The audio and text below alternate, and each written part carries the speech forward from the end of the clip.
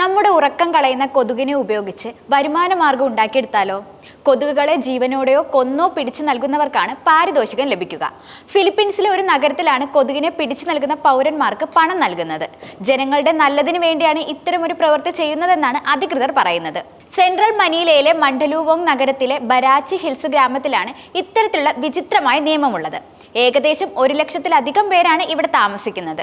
ഓരോ 5 കൊതുകുകൾക്കും 1 പെസോയാണ്, അതായത് ഇന്ത്യയിലെ ₹1.50. ജീവനോടെയുള്ള കൊതുകിനെ കൊണ്ടുപോയാൽ അവർ അൾട്രാവയലറ്റ് ലൈറ്റ് ഉപയോഗിച്ച് കൊല്ലും. ഈ പദ്ധതി ആരംഭിച്ചതിനു ശേഷം നിരവധി കൊതുക് വേട്ടക്കാർ ഗ്രാമത്തിൽ ഉണ്ടായെന്നാണ് അധികൃതർ പറയുന്നത്. 45-കാരനായ മിഗുവൽ ഏകദേശം 45 കൊതുകിനെ പിടിച്ചു നൽകിയിട്ടുണ്ട്.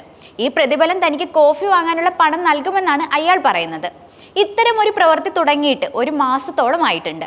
ഈ പ്രവൃത്തി ഗ്രാമത്തിൽ തുടങ്ങാൻ കാരണം കൂടി വരുന്ന കൊതുകുജന്യ രോഗങ്ങൾ തന്നെയാണ്. ഫിലിപ്പീൻസിൽ ഡെങ്കിപ്പനി ബാധിക്കുന്നവരുടെ എണ്ണം വർദ്ധിച്ചു വരുന്നത് കൊണ്ടാണ് ഇത്തരത്തിലൊരു പ്രതിരോധം ആരംഭിച്ചത്.